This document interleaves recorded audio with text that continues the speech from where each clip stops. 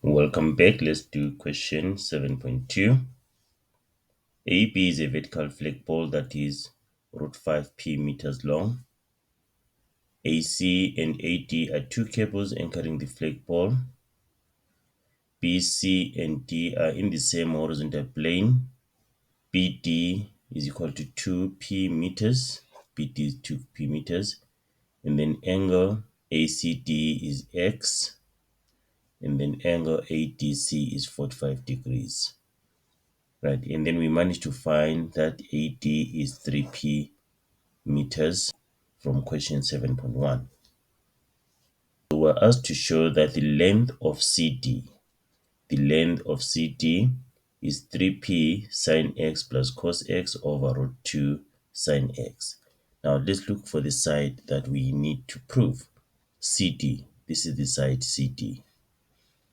Okay, now CD is in triangle ACD, is in triangle ACD, and also triangle BCD, right? But if you check triangle BCD, we don't have a lot. We just have 2p only. But if you look at triangle ACD, we have this angle X. We have this angle here, which is 45 degrees. We also have the side 3p. So we have two angles and one side. And also we can find this angle. Remember, we can find this angle using the sum of angles in triangle. Let's just do that. Let's find angle CAD. Angle CAD is equal to 180 degrees minus 45 degrees plus x, right? Which is 108 degrees minus 45 degrees minus x. Then this will give us 135 degrees minus x. So this angle here is 135 degrees minus x. That is angle CAD. We want to find the side CD. So this is the side we're looking for. And then we have the angle. And then side CD goes with angle CAD. And then we also have this angle X goes with side 3P. So we can use the sine rule here. And we have to make CD the subject. Let's just do that. So it's CD over sine 135 minus x, sine 135 degrees minus x, and then is equal to 3p over sine x. Let's keep on checking what we need to prove. So we have 3p here, and then we have 3p there. Then we have sine x, we have 135 degrees minus x. Let's see what this 135 degrees minus x will give us. Right, let's make CT the subject. So CT is equal to 3p times sine 135 degrees minus x, and then all this over sine x. Now we're almost there. We just have to introduce the root 2 in the denominator and then change this sine 135 degrees minus x into this. All right. Now, if we check 135 degrees minus x, what you see here, you can use the compound angle.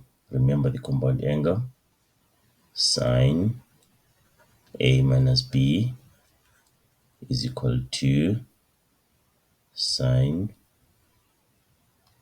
A times cos B minus cos A sine B. Remember that, so we're going to use that. So we have CT is equal to 3p, and then we have sine 135 degrees, then cos x minus cos 135 degrees times sine x. Right, all this over sine x. Right, and then we can reduce sine sine 135 degrees and then cos 135 degrees. Let me just do it here. Sine 135 degrees. This is in the second quadrant, so it's sine 180 degrees minus 45 degrees. It's in the second quadrant, so it's going to be sine 45 degrees. Okay, and then this is a special angle. Then let's do cos. Then cos 135 degrees. Doing this one, it's going to be cos 180 degrees minus 45. It's in the second quadrant, and so it's negative cos 45 degrees. So it's going to be negative cos 45 degrees here. Right, let's replace sine 135 degrees with this, and then cos 135 degrees with this. Okay, what do we get? So we have CD equal to 3p, and then sine 45 degrees, then cos x. Then since it's negative cos 45 degrees, so it becomes positive here. Negative and negative will give us positive. So it's positive cos 45 degrees, then sine x. Right, all this over sine x. 45 degrees is a special angle. So CD is equal to 3p, and then root 2 over 2 cos x plus root 2 over 2 sine x. Right, all this over sine x.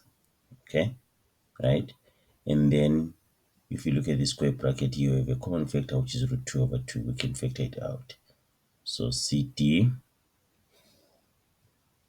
is equal to 3p, then root 2 over 2, we're factoring it out, and then we have cos x plus sine x.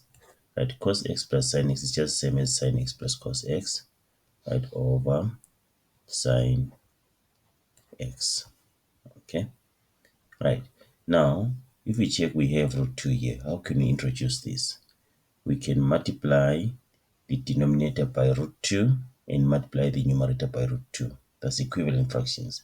What you do to the numerator, you do to the denominator. Just like we do the normal fractions, 1 over 2. If you say times 4 times 4, even the numerator times 4, you get what? 4 over 8. So this and this is just the same thing. Okay, so now we can do that. So CD is equal to 3p root 2 over 2, then sine x plus cos x over sine x, and then we multiply the denominator by root 2, so times root 2, then multiply the numerator by root 2, so times root 2, and then what do we get? Root 2 times root 2 will give us 2, and then 2 over 2 is 1. Okay, 2 over 2 is 1, so we remain as CD is equal to 3p sine x plus cos x over root 2 sine x. We've managed to prove that.